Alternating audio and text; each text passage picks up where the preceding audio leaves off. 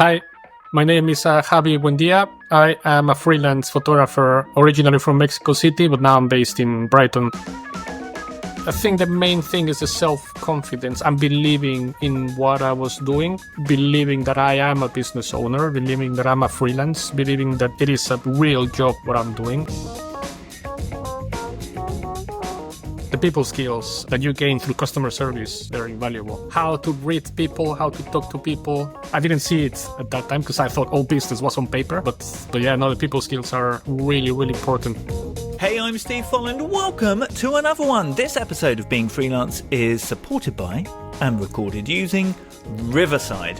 High quality audio and video recorded remotely and easily. And when you hit stop, Riverside is just getting started. It transcribes the recording and then it creates show notes. It helps you create video edits, including highlight videos that you can easily start sharing on social media. And I love one of the things that it will be branded to suit your brand.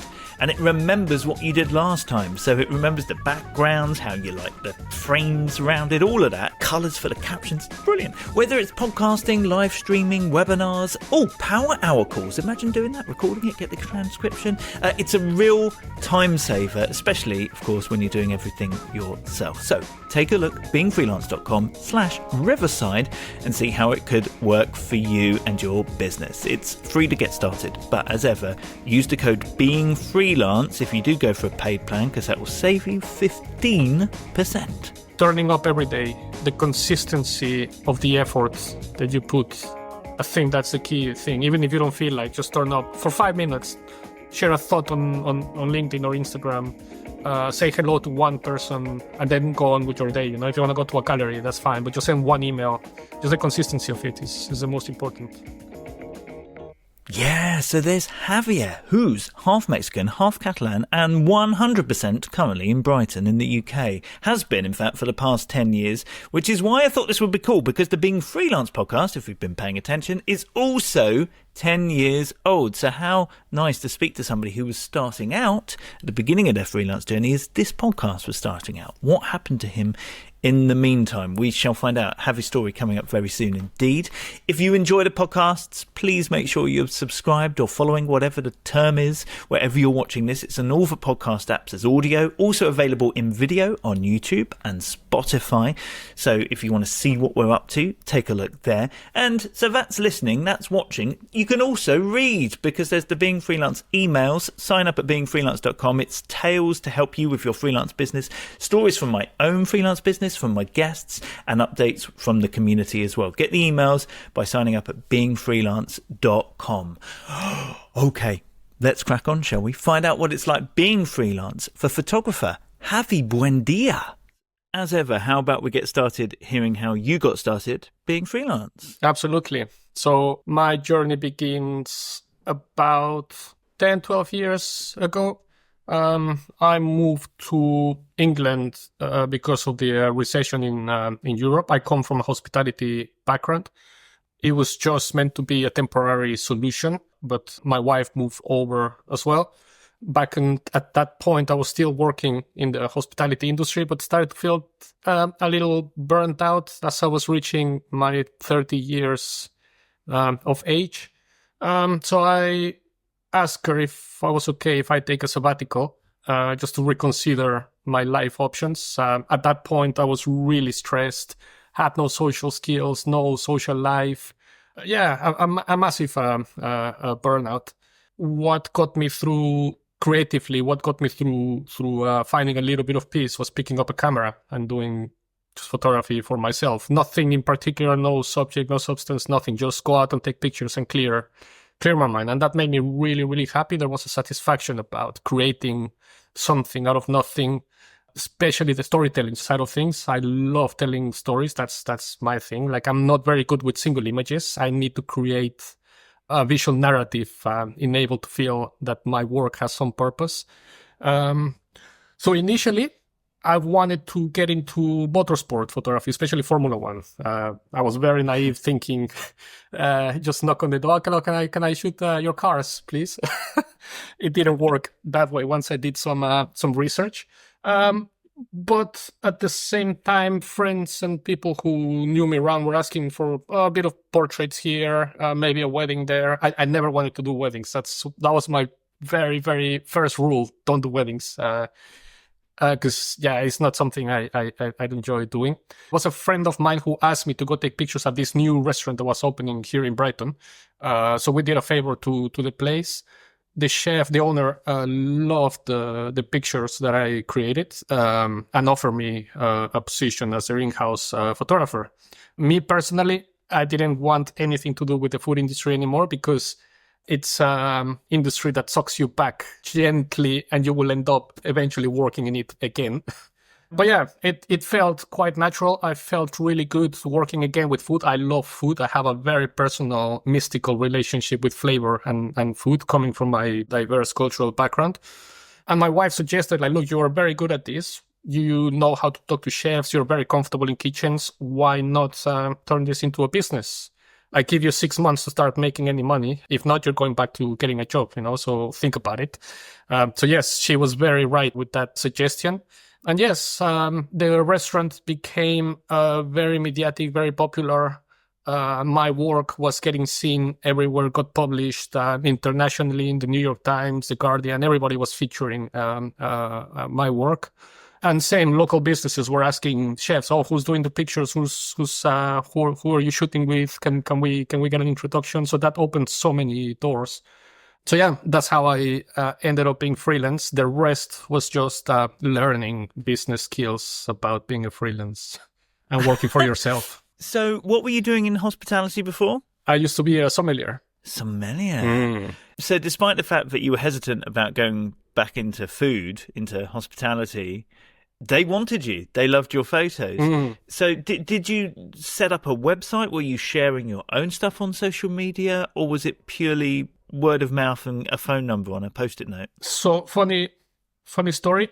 I set a very strict routine every morning, be at 8:30 at the same cafe, at the same table, working on my business plan, getting in touch with people, sending my message that I'm here to take food pictures, hire me.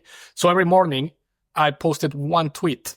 I'm the Brighton food photography. I want to talk to you. I'm the Brighton food photographer. I'm hungry for creating your pictures or something like that. Like every day, one tweet. And that's back in the day, Twitter was a very helpful, serious tool.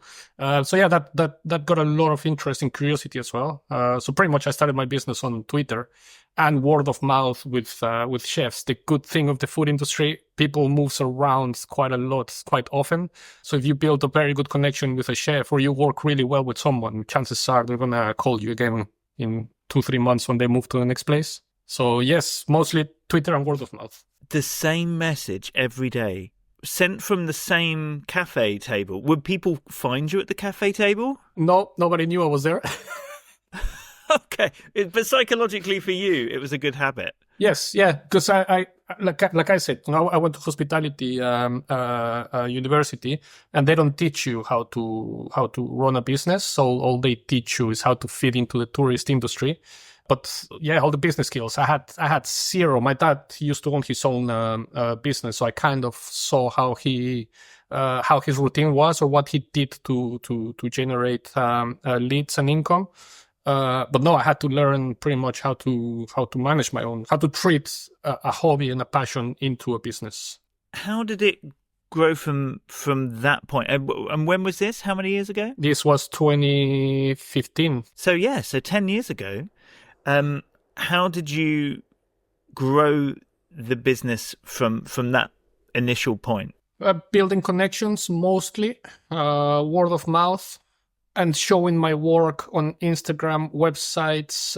At the same year that the following year that I started, I entered a food photography awards competition, and by chance or by luck, I won an award, and that got me some attention as well. So yeah, I started noticing, like, okay, this is reputable work that I'm showing. I'm earning a reputation, so let's not go over the top about it. Let's not shout out too much about it, and let's keep the focus on creating work that matters and telling the stories that I want to tell. And was it mainly local as based in Brighton, where you are on the south coast of the UK, was it mainly local there, or? Yes, mostly local. The food scene here in Brighton was exploding then. Yes, getting published and getting all these features from this place I was working on also got some attention in London. So that opened the doors to London. Got a client that had places in Manchester and Bristol. So kind of started seeing the country as well through food photography, which is great. So cool. Did you go with your own name, like Xavier Buendia, photographer, or did you have a company name? Yes, it was XDB Photography. So my Instagram and the website was XDB Photography because my names are quite difficult to pronounce. So I thought about having a moniker, but like there's no point, and I don't want to create a company because it sounds too corporate-y, like Lush Pictures or something. No, nothing like that. It's not me. But with your own website, did you tailor that to the local area? Were you concentrating on SEO, Google My Business for Brighton food photographer, or anything like that? Yes, my social media, Instagram and Twitter, were mostly Brighton because the hashtag Brighton and Brighton restaurants was quite big, and it's a very small community. It's quite easy to get to know everyone in the span of a year.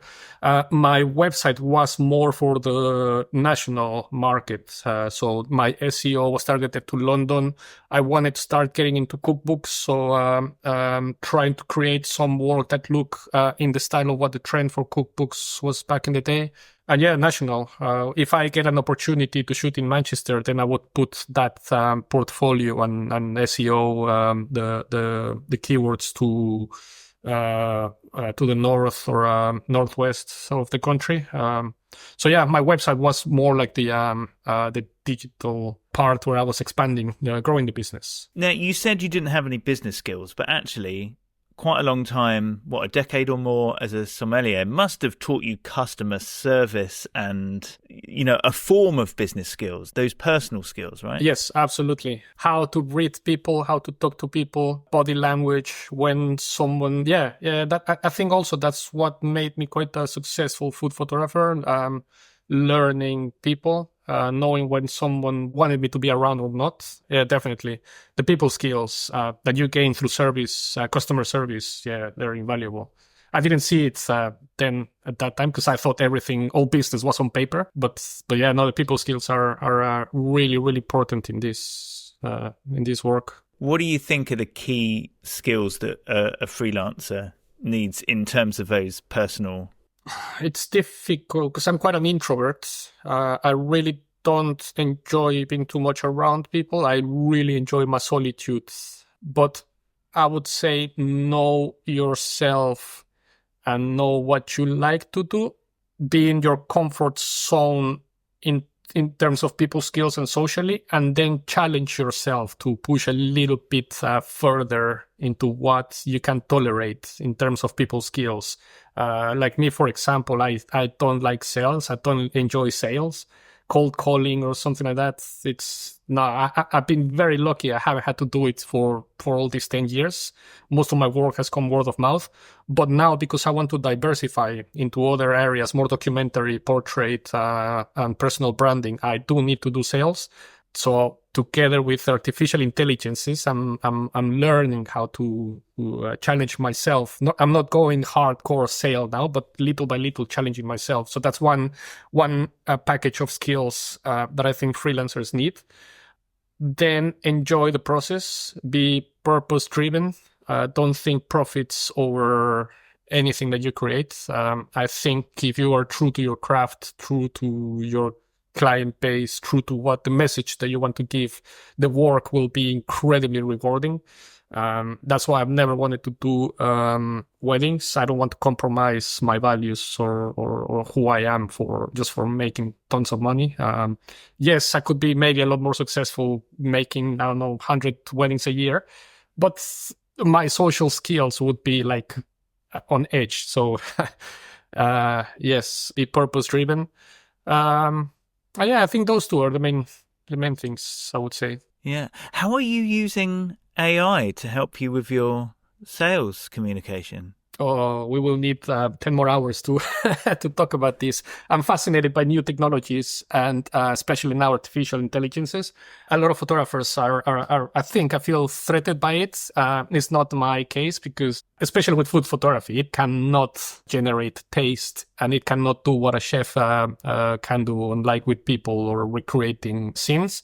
But I use it mostly for business development, personal development, all the things that I struggle with when running a business, especially social media. I really don't enjoy being on social media. Even I think you've met Sarah, my PR lady who helps me with communications. She says I have to be on LinkedIn and on Instagram posting regularly. I really don't enjoy it. But then I go and I have a conversation with ChatGPT. So say, for example, with GPT, the last 6 months, I've been training GPT, asking it a lot of questions on what it needs to know about myself and my business to better help me. So I just go and say, like, look, I'm a freelance photographer. I built my business around food photography. I want to expand into these other areas. What do you need to know? What do you need from me to help me better tailor my sales strategy? And it will start asking tons of questions. What are your goals? This on a nutshell, I have very philosophical conversations with artificial intelligences. So yeah, that's a way I'm using it in terms of marketing, because marketing is a skill that is constantly changing. I just ask, for example, I need to approach a new client that I like their style.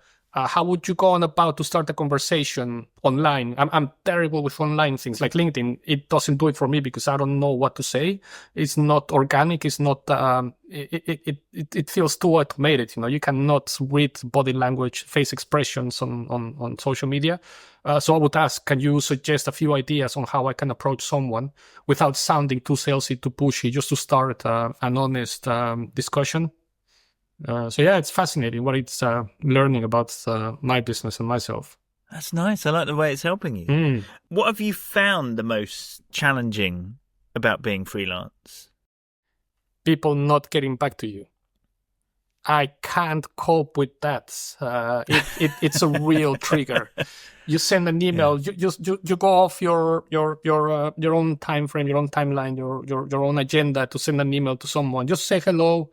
No sales pitch or anything. Just like, hey, I'm really curious about you. Can we meet for a coffee, or can you tell me a bit about yourself or something?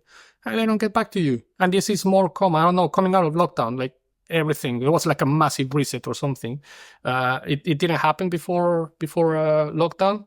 Yeah, it just triggers me. It's really annoying. Well, how do you pick yourself up from that? It's like a swipe, It's just like, okay, I'm not interested anymore. If you don't have the 30 seconds to say no, thank you, I'm gone. I'm not interested anymore. And if they come back later, I'll be like, oh, sorry, I can't. I don't have the time at the moment. And at least I reply. That feels a lot better. That feels good.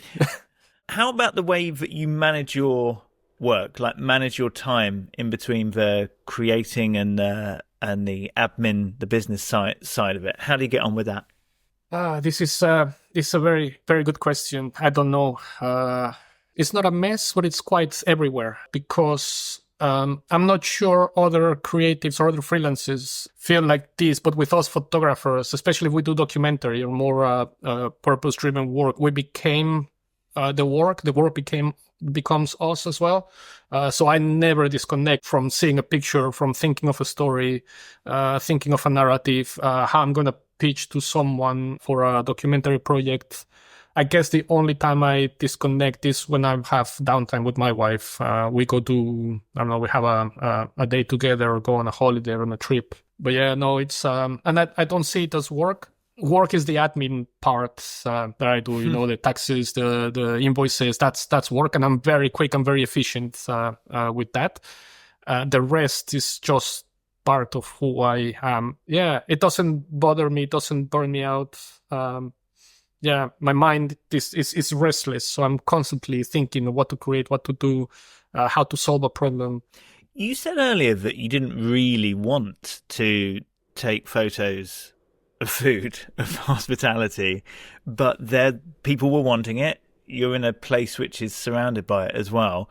Have you deviated from that or tried to not do it? Or have you embraced it and gone, oh, do you know what? This is actually what I'm good at and what people want to pay me for?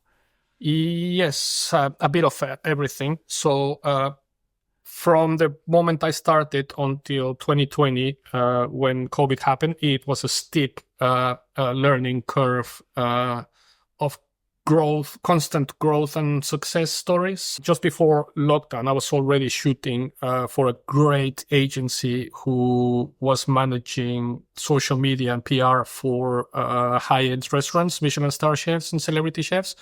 So I was working with them, creating all this content for them, and I was in food heaven. I thought, this is amazing. You know, I have access to all these places, all these stories, these ingredients, everything, and I've made it. But then lockdown came, everything stopped.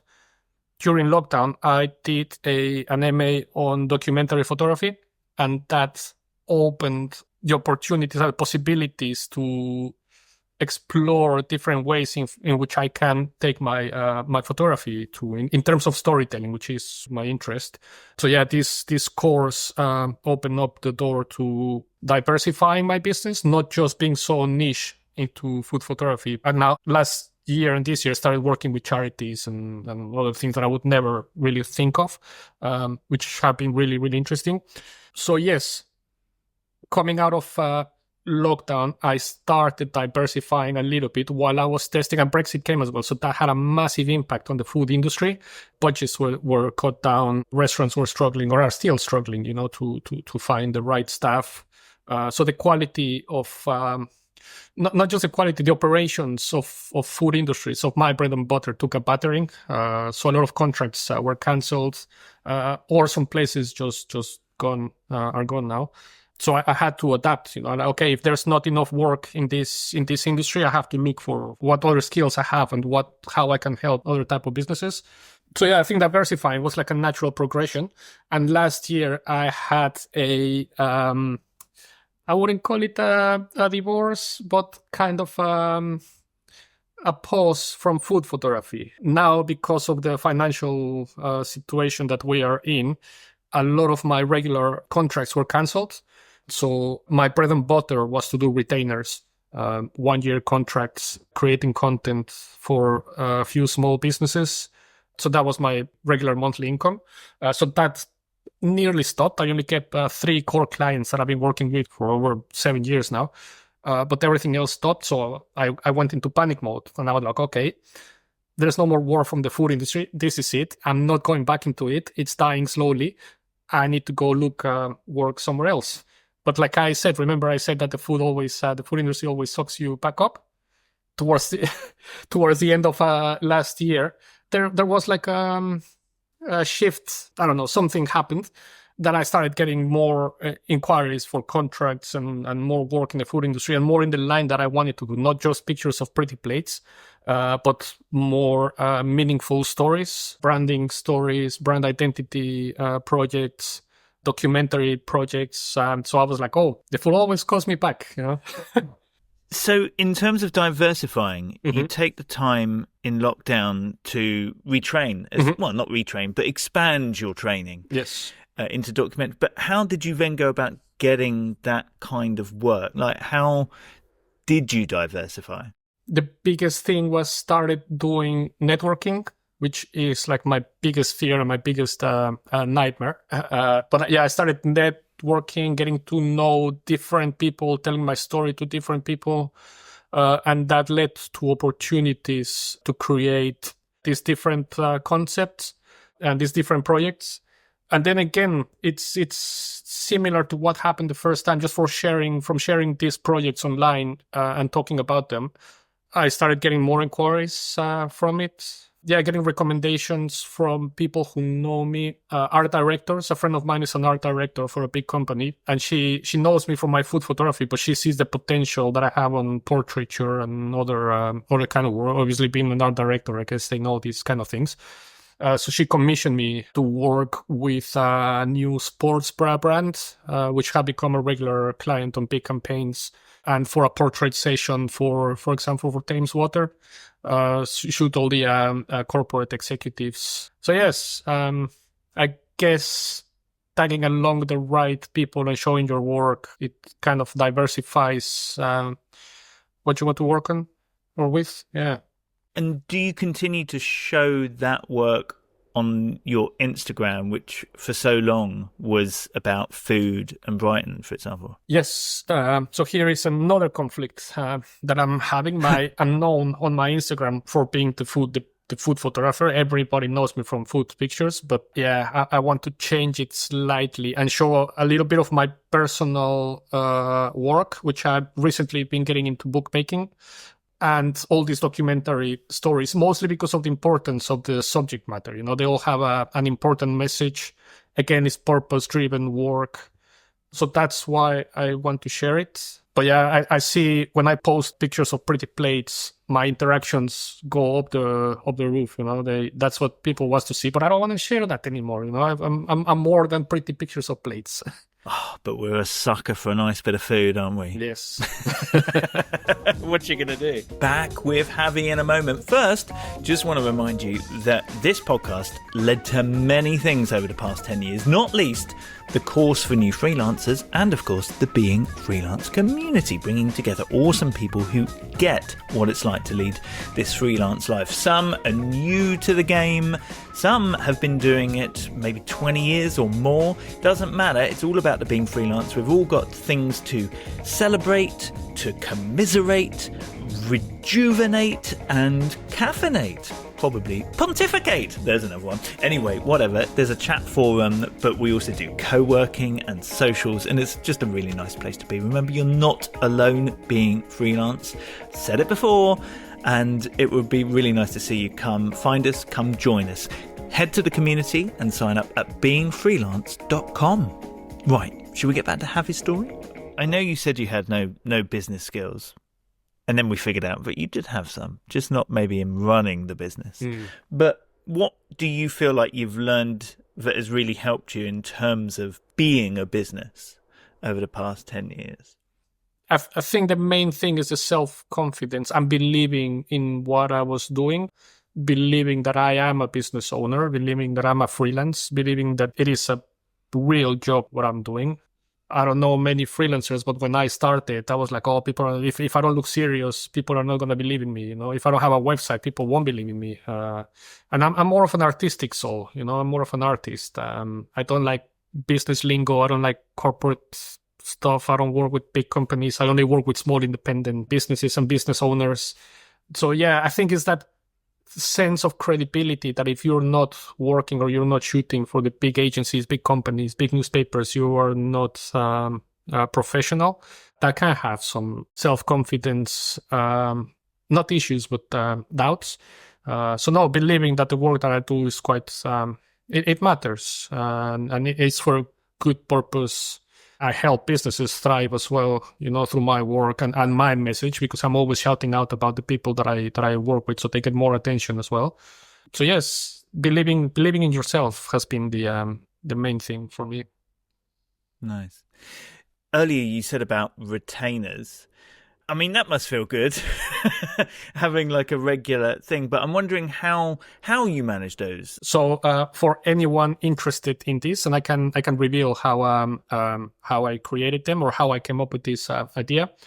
Obviously, starting from nothing, from one or two clients, I needed to find a way to generate constant income just to keep the business going.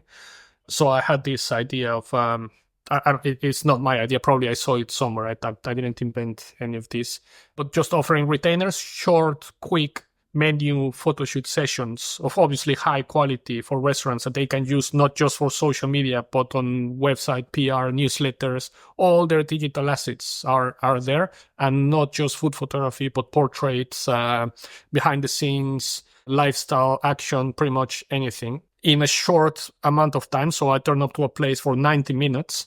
And the following day, they get their pictures on a Dropbox folder, so they have all their assets there, and this monthly.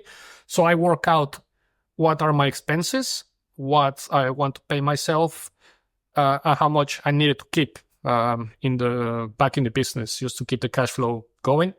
So I work out if I get 8 clients, it's a pretty comfortable position to be.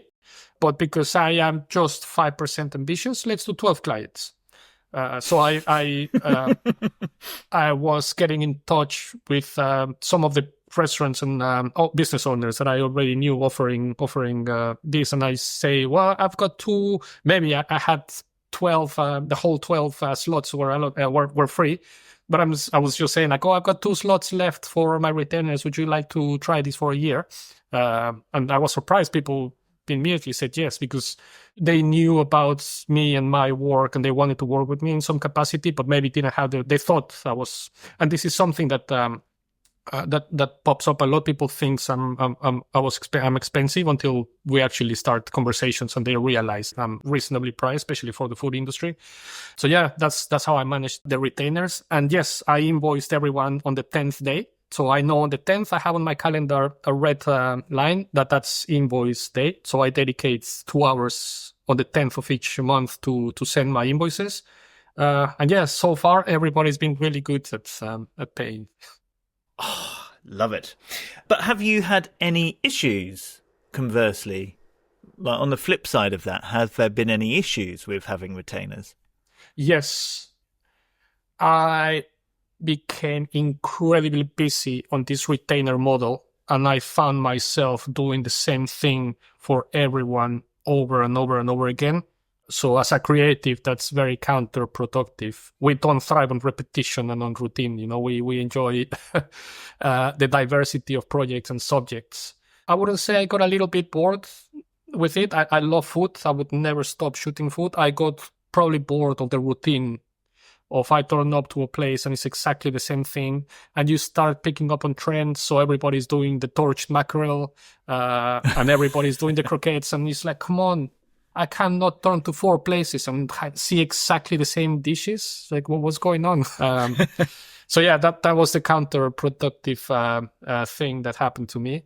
And I guess in a way, I'm grateful that all these retainers suddenly stopped. Because, I'm on a rediscovery, self-discovery journey now. Well, okay, I'm looking for bigger projects. I'm talking still to my clients. I didn't shut anyone down. I'm still talking to them. Okay, how can I help you? What do you need from me? How can we tell your story better? What campaigns do you have? More, I would say deeper projects rather than just pretty plates. Yeah. Nice. Yeah. Now, Javi, I always do this thing where I ask for 3 facts about yourself to make 2 true, 1 a lie, and let me figure out the lie. What do you have for me? Okay. As a kid, around the age 11, 12, when I grew up in Mexico, I had two very good friends which we would hang out together quite often. And our moms were very good friends. So they would leave us alone in one of our houses, and I would make dinner for my friends. So our moms would live in peace, knowing that they would be looked after by Chef me. That's 1. 2, okay. I got in trouble with Justin Timberlake's bodyguard. Okay. Okay. And the 3rd one, I cannot have kids because of a fishing incident.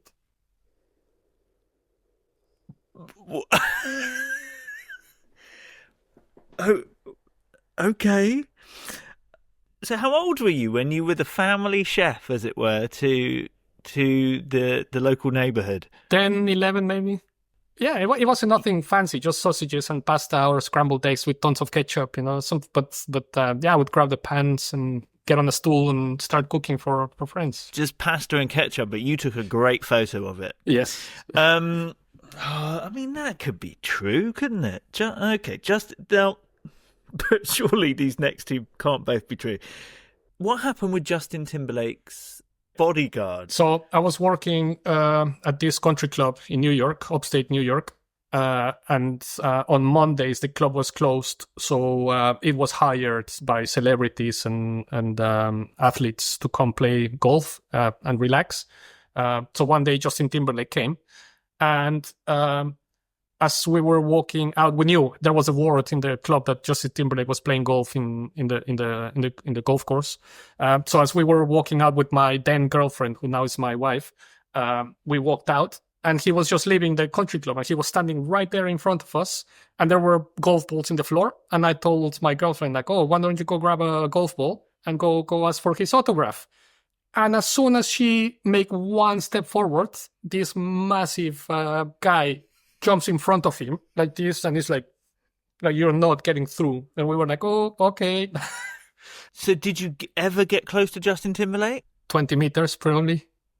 Blocked from grabbing Timberlake's balls. Sounds possible. Speaking of which, fishing incident. What happened? Okay, Javi? so with my with my dad and uncle and the friends, we went on a fishing trip to a lake.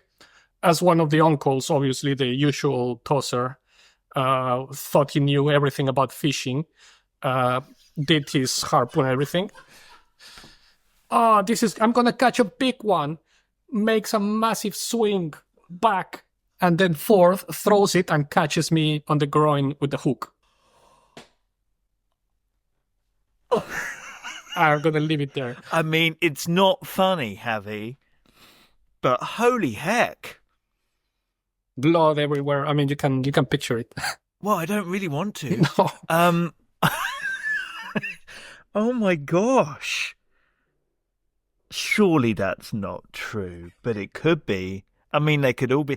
The Justin Timberlake one feels true because you could have made that a much more elaborate lie if it was the lie. Like, do you know, like, there could be a kernel of truth, but I reckon you would have gone closer to Justin Timberlake if that was the lie. No, okay, do you know, the fishing incident is horrific. I'm going to say that is the lie. You are correct. I do know when I was a teenager, we had this, on the band, we have this guitar player who I think it was his brother that had exactly that incident, and it stood with me forever to this day. I cannot picture that, you know, it's horrendous. Wow. I mean, I'm glad it didn't happen to you, but it still happened. Oh my gosh. Yes. Okay, well, nice. Well, not nice. That's the wrong term entirely. Do you know, there's one thing I meant to ask you. Mm-hmm. You mentioned having a PR, and I spoke to her in order to set up this call. But I also thought that was quite interesting, because that means you've hired somebody's services in order to help publicise yourself. Yeah, what's your thinking and your experience of that? So I've been working with Sarah for about 7 months now. I gave myself 1 year to see how to commit to this project for 1 year to see where we can get and what opportunities it can open.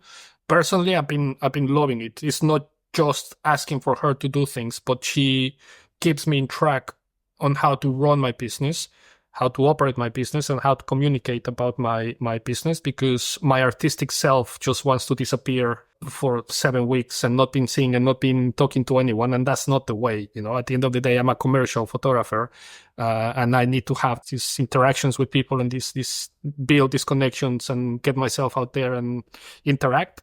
So yes, it's not just the PR thing, but it's someone that, sort of speaking, takes my hand and leads me through the process of getting myself out there and communicate my skills and my message. I guess some people might think of PR as getting a press release in the newspaper or something like that. Mm-hmm. But it's more than that. Absolutely. And yeah, people think like, oh, I want the radio, I want the TV, I need PR for being famous. And well, maybe you don't have the skills or the appeal to be famous. But how can I say it? If you treat it like one step per day, you know, it's a very slow process. It's not instant success. Like this is in all these 7 months, this is the first podcast that we get to talk to, and more because it's the quality, not the quantity, and it's not the success, the instant success that's probably social media or current media portrays. It's more the journey that matters, and I'm loving this journey with Sarah. It's really, really interesting. If you could tell your younger self one thing about being freelance, what would that be? I've been thinking this a lot. I don't know. If I really have to say something, is be patient and trust the process. That's it. Just keep those two two things in mind always. Be patient and trust the process.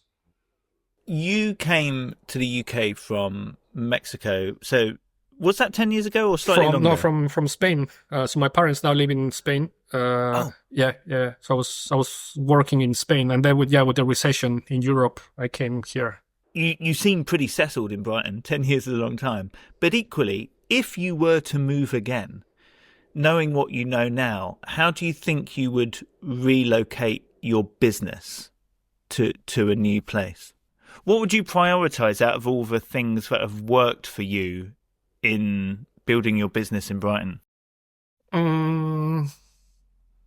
Turning up every day, the consistency of the effort that you put. I think that's the key thing. Even if you don't feel like, just turn up for 5 minutes, share a thought on LinkedIn or Instagram, say hello to one person, and then go on with your day. If you want to go to a gallery, that's fine, but just send one email. Just the consistency of it is the most important. Javi, it's been so good to talk to you. Go to beingfreelance.com, as there are for all of our guests. There are links through. But in this instance, you should really check out Javi's website. It's a very nice website in general, but because it's photography, it's also very nice to look at, of course. Thank you. So you can see the kind of thing that he's up to, both with the food, but also with some of those things we've talked about, like the documentary sort of work that he's diversified into as well. So do take a look. I'll put a link at beingfreelance.com. And, don't be alone, Being Freelance. Come and find us in the Being Freelance community. There's a link there as well. But for now, Javi, thank you so much and all the best. Thank you, Steve. And you. Thank you very much. That's it. We are done for another one. If you've enjoyed this, please do share it with other freelance friends. Maybe even reach out to Javi and let him know that you've enjoyed it too.